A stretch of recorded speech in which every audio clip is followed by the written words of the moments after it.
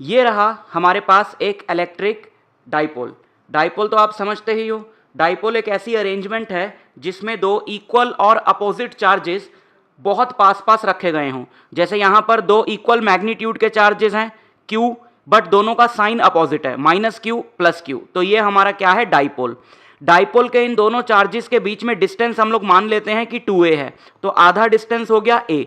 अब axial line क्या होती है, ये जो एक्सिस है डाइपोल का, इस लाइन को बोलते हैं एक्सियल लाइन। ये पूरी आगे तक अगर हम लोग एक्सटेंड करें तो मान लेते हैं कि इस एक्सियल लाइन पर एक पॉइंट है P, जो कि इस डाइपोल के सेंटर से r डिस्टेंस पर है। ठीक, सो ऑब्वियसली -Q चार्ज से इसका डिस्टेंस कितना हुआ, r प्लस ये हाफ a, तो -Q चार्ज से इसका डिस्टेंस हुआ r + a, और +Q चार्ज से इसका डिस्टेंस हुआ r - a, तो +Q चार्ज से इसका डिस्टेंस हुआ r - a। तो अब हमें P पे निकालनी है नेट इलेक्ट्रिक फील्ड। तो P पे नेट इलेक्ट्रिक फील्ड निकालनी है तो आप क्या करेंगे, आप जानते हो कि किसी भी पॉइंट पे अगर हमें नेट इलेक्ट्रिक फील्ड निकालनी होती है तो हम इमेजिन करते हैं कि वहां पर एक पॉजिटिव टेस्ट चार्ज रखा है। फॉर एग्जाम्पल, अगर हम जानना चाहते हैं कि +Q के लिए P पे जो इलेक्ट्रिक फील्ड होगी वो किस डायरेक्शन में होगी, तो हम इमेजिन करें कि अगर यहां पर एक पॉजिटिव टेस्ट चार्ज रखा है तो +Q उसे क्या करने वाला है, रिपेल करने वाला है। तो +Q की वजह से P पे जो इलेक्ट्रिक फील्ड होगी वो होगी राइट हैंड साइड में, और उसको हम ये नाम दे देते हैं। सिमिलरली -Q की वजह से P पे जो इलेक्ट्रिक फील्ड होगी वो लेफ्ट हैंड साइड में होगी, क्योंकि P पे रखा हुआ एक imaginary positive test charge -Q की वजह से इस तरफ अट्रैक्ट होगा। तो इसके लिए फील्ड मैंने बना दी लेफ्ट साइड में, लेकिन ये फील्ड थोड़ी वीक होगी क्योंकि -Q जो है वो इस पॉइंट से ज्यादा दूर है एज कंपेयर टू +Q, तो -Q का इन्फ्लुएंस पॉइंट P पे कम होगा, इसलिए हमने ये एरो जो है वो छोटा बनाया है। अब आप देख रहे हो कि इलेक्ट्रिक फील्ड जो है वो वेक्टर क्वांटिटी है, और ये राइट में है, ये लेफ्ट में है, तो नेट इलेक्ट्रिक फील्ड यहां पे अगर हमें निकालनी हो तो नेट इलेक्ट्रिक फील्ड E क्या होगी, E due to +Q charge minus E due to -Q charge. तो हम ये सब्ट्रैक्ट करके नेट इलेक्ट्रिक फील्ड यहां पे निकाल सकते हैं। और हम ये भी जानते हैं कि एक चार्ज Q से, ये चार्ज है हमारे पास Q, तो इस चार्ज Q से r डिस्टेंस पे इलेक्ट्रिक फील्ड निकालने का जो फॉर्मूला होता है वो होता है kq/r²,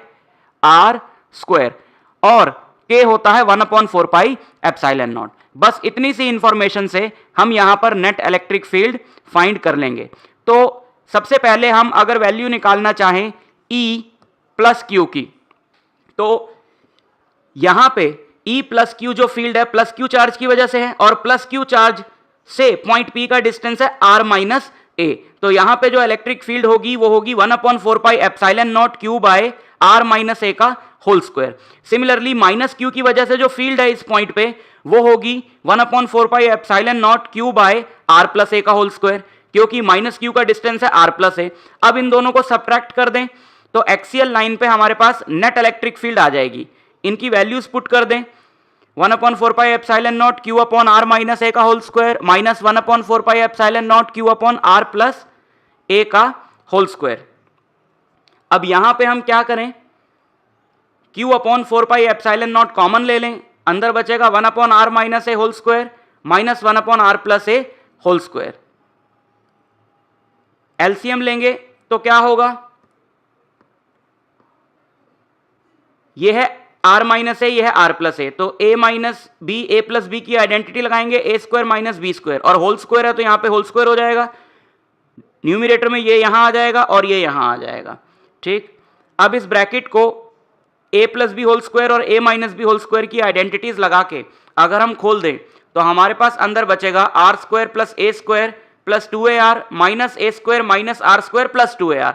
बिकॉज ये माइनस का साइन है तो ब्रैकेट हमने खोल दी, तो बाहर माइनस का साइन है जो सबसे मल्टीप्लाई हो जाएगा, डिवाइडेड बाय r² - a² का होल स्क्वायर। अब यहां पे क्या हुआ देखो, एक तो r² से r² कैंसिल हुआ, एक a² से a² कैंसिल हुआ, और 2ar और 2ar दोनों ऐड हो गए और वो हो जाएगा 4ar। So 4ar divided by r² - a² का होल स्क्वायर।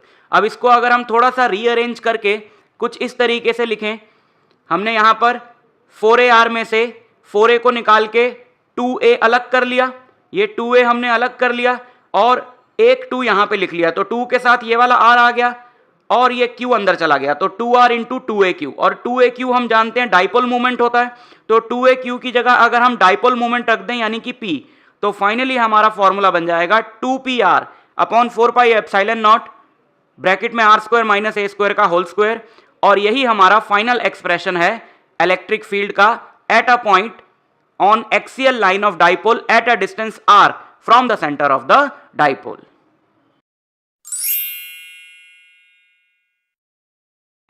ये हमारे पास एक इलेक्ट्रिक डाइपोल है। इलेक्ट्रिक डाइपोल क्या होता है? जिसमें दो चार्जेस हों, दोनों का मैग्नीट्यूड सेम हो लेकिन दोनों का जो साइन है वो अपोजिट हो। तो यहां पे हमारे पास ये इलेक्ट्रिक डाइपोल है जिसमें एक प्लस क्यू चार्ज है, एक माइनस क्यू चार्ज है, और इन दोनों के बीच का डिस्टेंस हम लोग मान लेते हैं कि 2a है। अब इक्वेटोरियल लाइन पे हमने इन दोनों चार्जेस की वजह से इलेक्ट्रिक फील्ड निकालनी है। इक्वेटोरियल लाइन होता है इस डाइपोल का परपेंडिकुलर बाइसेक्टर। ये डाइपोल का एक्सिस है, ये है इसका इक्वेटोरियल लाइन। इस इक्वेटोरियल लाइन पर एक पॉइंट हम लोग ले लेते हैं P, जो कि इस डाइपोल के सेंटर से हम मान लेते हैं r डिस्टेंस पर है। तो ये पॉइंट P जो है इस डाइपोल के सेंटर से r डिस्टेंस पर है। तो देखो ये पूरा 2a है, तो ये जो आधा डिस्टेंस हुआ इतना, ये हुआ a, तो ये हुआ a। अब आप पाइथागोरस थ्योरम लगाओ कि ये r है ये a है, तो ये जो डिस्टेंस है पॉइंट P का प्लस q से या माइनस q से, ये डिस्टेंस होगा under root a square plus r square. अब हम सबसे पहले इलेक्ट्रिक फील्ड निकालते हैं P पे due two plus Q charge. अब जहां पर भी आपने इलेक्ट्रिक फील्ड निकालनी होती है, आप इमेजिन करते हैं कि उस पॉइंट पर एक पॉजिटिव टेस्ट चार्ज होता तो कहां जाता। तो ये प्लस क्यू की वजह से इस पॉइंट P पे अगर एक पॉजिटिव चार्ज होता तो वो रिपेल होता, यानी प्लस क्यू की वजह से जो इलेक्ट्रिक फील्ड होगी P पे वो इस डायरेक्शन में होगी, समथिंग लाइक दिस। उसका हम नाम दे देते हैं E subscript plus Q. Similarly minus Q की वजह से जो फील्ड होगी पॉइंट P पे वो माइनस क्यू की तरफ होगी, क्योंकि P पे रखा हुआ एक imaginary positive charge minus Q की तरफ अट्रैक्ट होगा। तो ये रही फील्ड। अब इन दोनों फील्ड्स का हम मैग्नीट्यूड निकालते हैं। आप जानते हो कि एक चार्ज Q से r डिस्टेंस पर इलेक्ट्रिक फील्ड होती है 1/4 pi epsilon naught Q by r square.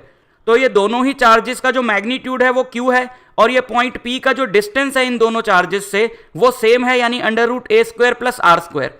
तो जो फील्ड होगी प्लस Q और माइनस Q दोनों की वजह से हम यहां पे लिख लेते हैं 1/4 pi epsilon naught Q by under root a square plus r square का whole square, which is 1/4 pi epsilon naught Q upon a square plus r square. And similarly minus Q की वजह से भी सेम फील्ड होगी, उसको भी एक बार लिख लेते हैं 1/4 pi epsilon naught Q upon under root a square plus r square का होल स्क्वायर, यानी 1/4 pi epsilon naught Q upon a square plus r square. अब मान लेते हैं कि ये वाला जो एंगल है ये थीटा है, और क्योंकि ये दोनों लेंथ्स इक्वल हैं तो हम कह सकते हैं कि ये जो ट्राइंगल है ये आइसोसेलेस ट्राइंगल है, तो ये जो दूसरा वाला एंगल है ये भी क्या होगा, थीटा।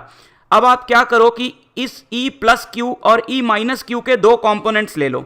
अगर मैं यहां पर एक कंपोनेंट ड्रॉ करूं ये, तो देखो ये वाला एंगल थीटा है, तो इसके कॉरेस्पॉन्डिंग एंगल ये this will also be theta, और ये एंगल थीटा है तो ऑल्टरनेट इंटीरियर एंगल्स ऐसे चले हम ऐसे, तो ये वाला एंगल भी क्या होगा, थीटा। तो E प्लस क्यू का ये वाला कंपोनेंट और E माइनस क्यू का ये वाला कंपोनेंट दोनों क्या होंगे, कॉस थीटा वाले कंपोनेंट्स होंगे। तो ये एंगल थीटा है, ये भी थीटा है, तो ये कंपोनेंट्स हो गए E plus Q cos theta, और E माइनस क्यू का भी ये कंपोनेंट हो गया कॉस थीटा वाला। सिमिलरली इस E प्लस क्यू का साइन थीटा वाला कंपोनेंट ऊपर होगा और E माइनस क्यू का साइन थीटा वाला कंपोनेंट नीचे होगा, उनको भी एक बार बना लेते हैं। बट क्योंकि E प्लस क्यू और E माइनस क्यू का जो मैग्नीट्यूड है वो सेम है, तो ये दोनों कंपोनेंट्स जो होंगे वो इक्वल एंड अपोजिट होंगे, और ये दोनों क्या हो जाएंगे, ये दोनों कंपोनेंट्स कैंसिल आउट हो जाएंगे, और बचेंगे कौन से, कॉस थीटा वाले कंपोनेंट्स बचेंगे। तो जो नेट फील्ड होगी पॉइंट P पे वो इन दोनों कंपोनेंट्स का सम होगी, और क्योंकि E प्लस क्यू और E माइनस क्यू का मैग्नीट्यूड सेम है, तो अगर हम इन दोनों कंपोनेंट्स को ऐड करेंगे तो हम सीधा लिख सकते हैं इस पहले वाले कंपोनेंट का ट्वाइस, बिकॉज इन दोनों का मैग्नीट्यूड सेम है। तो E at equatorial line is 2 times E plus Q cos theta. अब आप E प्लस क्यू की ये जो वैल्यू हमने ऊपर निकाली है इसको रख दें, और कॉस थीटा क्या होगा, देखो ये ट्राइंगल है, कॉस थीटा होता है बेस अपॉन हाइपोटेन्यूज, तो इस वाले ट्राइंगल में बेस है a और हाइपोटेन्यूज है under root A square plus R square. तो ये वैल्यूज रख दी, E की वैल्यू रख दी जो ऊपर हमने निकाली, और कॉस थीटा की वैल्यू रख दी a upon under root A square plus R square. अब यहां पे कैसे सॉल्व करेंगे, देखो न्यूमिनेटर में तो हो जाएगा 2AQ, डिनोमिनेटर में हो जाएगा ए स्क्वायर प्लस आर स्क्वायर की पावर यहां 1 है, यहां 1/2 है, तो बेस सेम है, पावर ऐड कर दो, टोटल पावर हो जाएगी 3/2। तो ये हो जाएगा 2AQ upon 4 pi epsilon naught R square plus A square whole की पावर 3/2। और आप जानते हो 2AQ जो होता है वो डाइपोल की डाइपोल मोमेंट होता है, तो 2AQ की जगह हम P लिख देते हैं, और फाइनल आंसर हमारा आ जाएगा इक्वेटोरियल लाइन पे इलेक्ट्रिक फील्ड का P upon 4 pi epsilon naught A square plus R square whole to the power 3/2।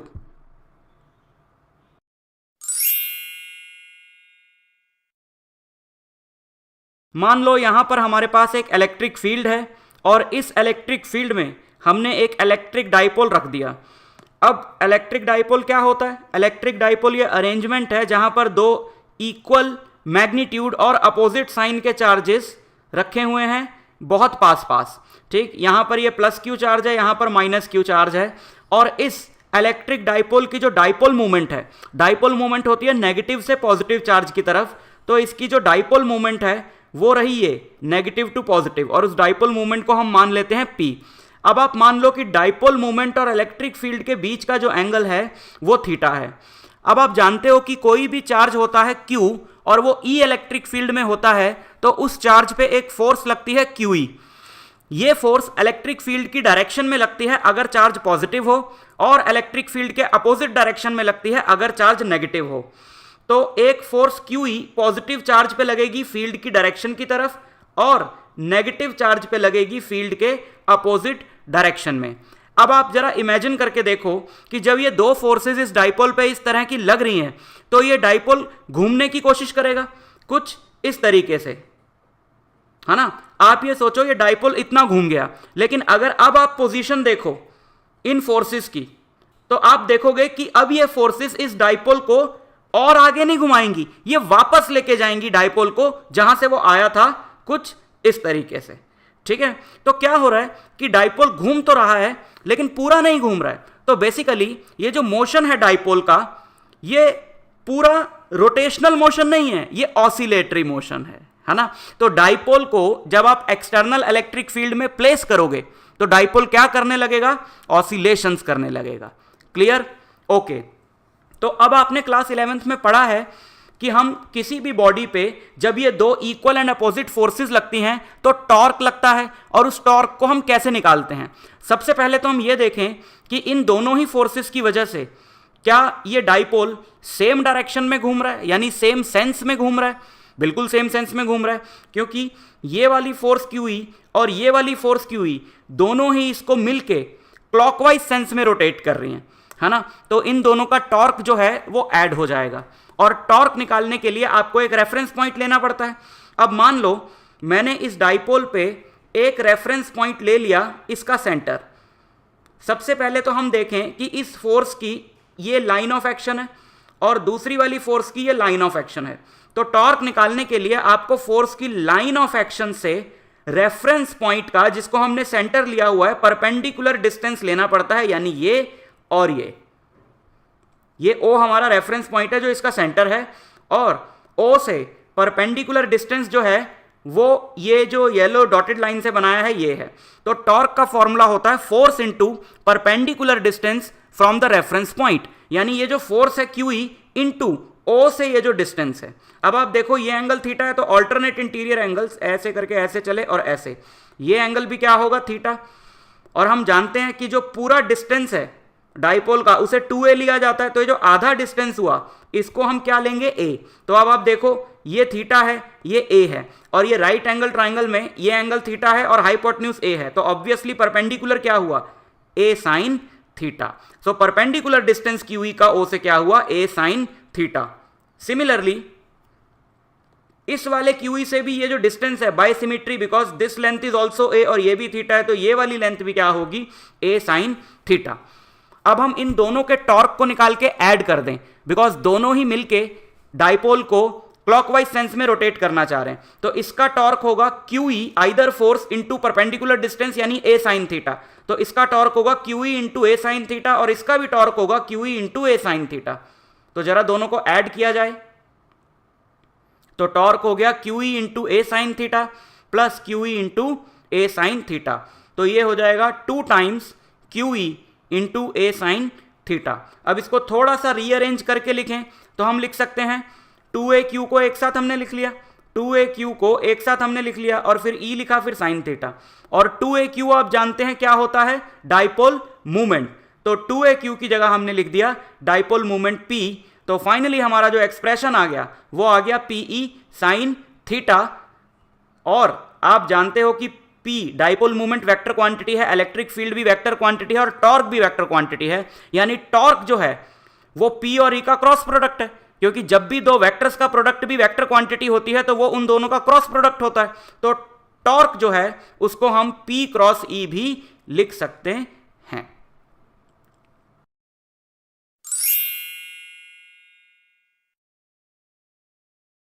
यहां पर हमारे पास एक पॉजिटिव चार्ज है Q, और इस पॉजिटिव चार्ज के अराउंड हमने एक स्फेरिकल गॉसियन सरफेस इमेजिन किया। अगर आपको गॉसियन सरफेस का पता नहीं है तो आप जस्ट एक स्फीयर इमेजिन कर लो इस चार्ज के अराउंड, ये जो मैंने येलो कलर की डॉटेड लाइन से दिखाया है। अब क्योंकि ये पॉजिटिव चार्ज है तो इसकी इलेक्ट्रिक फील्ड लाइंस इससे बाहर निकलेंगी कुछ इस तरीके से। अब अगर सबसे पहले हम इस स्फीयर के ऊपर एक छोटा सा एरिया ले लें और जितनी भी इसकी इलेक्ट्रिक फील्ड लाइंस हैं उनमें से एक इलेक्ट्रिक फील्ड लाइन जरा हम यहां पे ड्रॉ कर लें, तो वो कुछ इस तरीके से होगी आउटवर्ड्स, ठीक। और मान लेते हैं ये जो हमने छोटा सा एरिया लिया है इसको हम DA मान लेते हैं। और आप जानते हो कि एरिया वेक्टर जो होता है किसी भी एरिया का वो एरिया से परपेंडिकुलर होता है, तो जो DA वेक्टर होगा वो इससे परपेंडिकुलर होगा बाहर की तरफ कुछ इस तरीके से। तो क्लियरली हम देख पा रहे हैं कि DA और इलेक्ट्रिक फील्ड E के बीच में एंगल है 0 डिग्री। सिमिलरली अगर आप ऐसा ही एरिया कहीं पर भी लेते हैं इस स्फीयर पे तो हर जगह आपको यही मिलने वाला है कि DA और E के बीच का जो एंगल होगा वो 0 डिग्री होगा। तो अगर आपको इस स्फीयर से टोटल फ्लक्स निकालना हो तो आपको ये जो छोटे छोटे एरियाज हैं इन सब के फ्लक्स को लेकर इंटीग्रेट करना होगा। तो चलो इन सब के फ्लक्स को इंटीग्रेट करते हैं, यानी E डॉट DA और उसको Q बाय एप्सिलॉन नॉट के इक्वल पुट कर देते हैं, क्योंकि गॉस लॉ यही कहता है कि जो टोटल फ्लक्स होगा किसी भी क्लोज सरफेस के through that will be equal to the charge enclosed by the surface, जो इस केस में Q है, डिवाइडेड बाय एप्सिलॉन नॉट। तो ये हमने यहां पे लगा दिया गॉस लॉ। अब E और DA के बीच का जो एंगल है हर जगह पर वो 0 डिग्री है, तो डॉट प्रोडक्ट अगर हटाएं तो हम cos थीटा लगाएंगे, तो ये हुआ E DA cos 0 degree equal to Q by epsilon naught. और cos 0 आप जानते हैं कि 1 होता है, तो cos 0 की जगह 1 लिखेंगे, यानी cos 0 हट ही जाएगा। उसके बाद E की जो वैल्यू है, क्योंकि ये चार्ज Q से इस स्फेरिकल सरफेस का हर पॉइंट इक्वल डिस्टेंस पर होगा, तो इस स्फेरिकल सरफेस पे हर जगह इलेक्ट्रिक फील्ड क्या होगी, सेम होगी। इसलिए हम उस इलेक्ट्रिक फील्ड को कांस्टेंट मान के इंटीग्रेशन के साइन के बाहर ले लेते हैं। अब अगर हम मान लें कि Q से इस स्फीयर तक का जो डिस्टेंस है वो r है, यानी इस इमेजिनरी स्फेरिकल सरफेस का रेडियस r मान लें, तो फिर इसके सरफेस पे इलेक्ट्रिक फील्ड होगी क्या, वो हम निकाल सकते हैं। DA का इंटीग्रल क्या होगा, DA का इंटीग्रल मतलब आपने जितने भी छोटे छोटे एरियाज लिए हैं इस स्फेरिकल सरफेस पे, ये DA इन सबको आपने ऐड किया, तो आपको क्या मिलेगा, आपको इस स्फीयर का टोटल सरफेस एरिया मिलेगा, जो कि होता है 4 पाई r स्क्वायर। तो इस DA के इंटीग्रल की जगह हम क्या लिख सकते हैं, 4 पाई r स्क्वायर, वो हमने लिख दिया। अब आप इस 4 पाई r स्क्वायर को नीचे अगर शिफ्ट कर दो तो आपको E की वैल्यू मिल जाएगी Q upon 4 pi epsilon not r square. ये वैल्यू हमको ऑलरेडी पता है, बट वो वैल्यू हमें कूलम्स लॉ से पता है। यहां पर हमने यही वैल्यू निकाली गॉस लॉ की हेल्प से, राइट। अब आप मान लो कि इस स्फेरिकल गॉसियन सरफेस पे कहीं पर भी एक चार्ज रखा है, लेट अस से Q डैश यहां पर रखा है और यहां पर इलेक्ट्रिक फील्ड है E, तो इस Q डैश पे कितनी फोर्स लगेगी? इस Q डैश पे फोर्स लगेगी Q डैश इंटू E इस तरीके से, और उसकी वैल्यू क्या होगी? E की वैल्यू हम लोग ऑलरेडी निकाल चुके हैं, तो ये जो फोर्स है वो Q डैश इंटू E होगा, और E की वैल्यू अगर मैं यहां पे रख दूं तो मुझे ये मिलेगा, और इसको अगर मैं थोड़ा सा रीअरेंज करके लिखूं तो ये हो जाएगा Q dash by 4 pi epsilon not R square, which is clearly Coulomb's law. तो आप देख रहे हो कि गॉस लॉ की हेल्प से हमने किस तरीके से कूलम्स लॉ डिराइव कर लिया।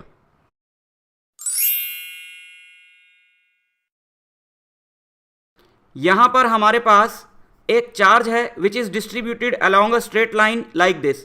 अब हमें इस चार्ज डिस्ट्रीब्यूशन की वजह से इसके अराउंड इलेक्ट्रिक फील्ड फाइंड करनी है, और उसके लिए हम लोग यूज करेंगे गॉस थ्योरम। तो उसके लिए सबसे पहले हमें इसके अराउंड एक सूटेबल शेप का गॉसियन सरफेस इमेजिन करना पड़ेगा।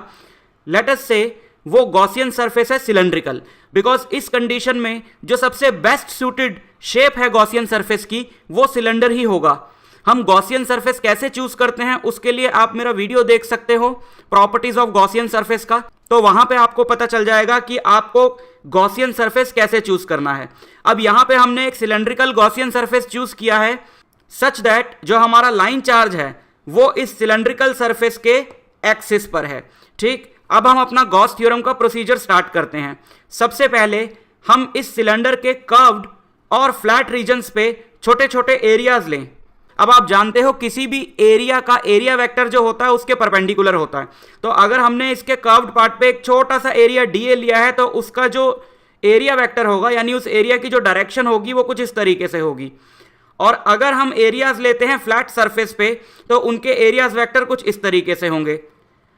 अब हम जानते हैं क्योंकि ये पॉजिटिव चार्ज है तो इससे इलेक्ट्रिक फील्ड लाइंस बाहर की तरफ निकलेंगी कुछ इस तरीके से।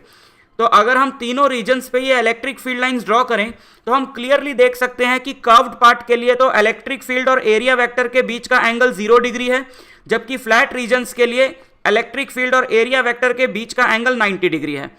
तो जो फ्लक्स होगा वो सिर्फ कर्व्ड पार्ट के थ्रू होगा, बिकॉज फ्लक्स होता है E इंटू ए इंटू कॉस थीटा, और थीटा यहां पे और यहां पे 90 डिग्री है और कॉस 90 0 होता है। आप लॉजिकली भी सोच सकते हो कि जो इलेक्ट्रिक फील्ड लाइन है वो इससे ऐसे बाहर निकलेंगी, तो ऑब्वियसली वो ऐसे फ्लैट रीजन से बाहर तो आएंगी नहीं मुड़ के, है ना। तो सारी की सारी इलेक्ट्रिक फील्ड जो है वो कर्व्ड पार्ट से बाहर आएगी, तो जो भी फ्लक्स है वो कर्व्ड पार्ट से ही है। जो हमने सिलेंडर इमेजिन किया है इसकी लेंथ हम ले लेते हैं L।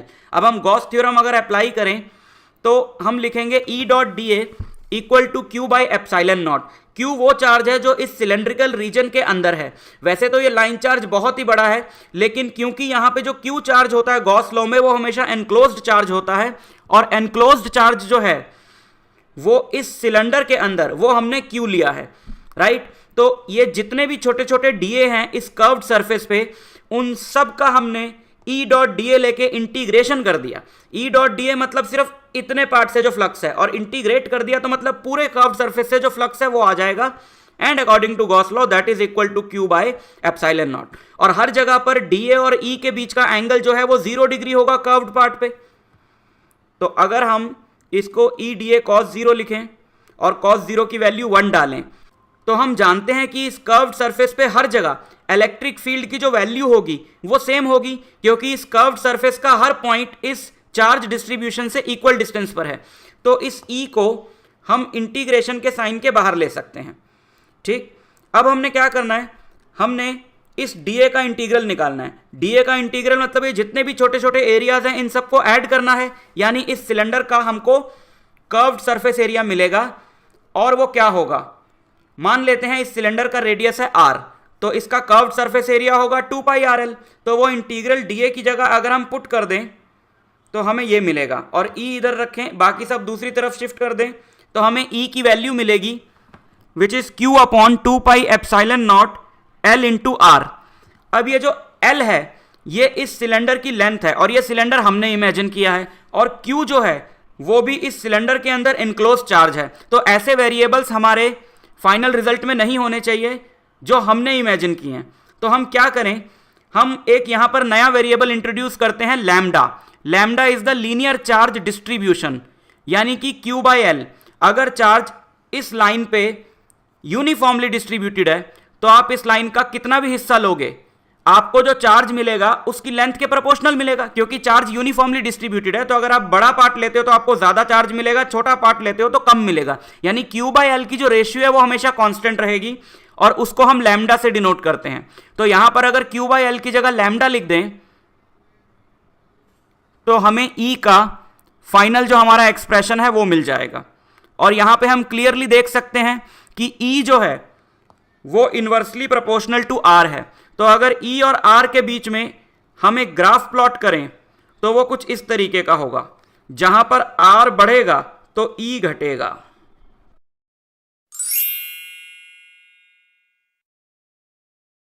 मान लो यहां पे हमारे पास एक यूनिफॉर्मली चार्ज्ड शेल है।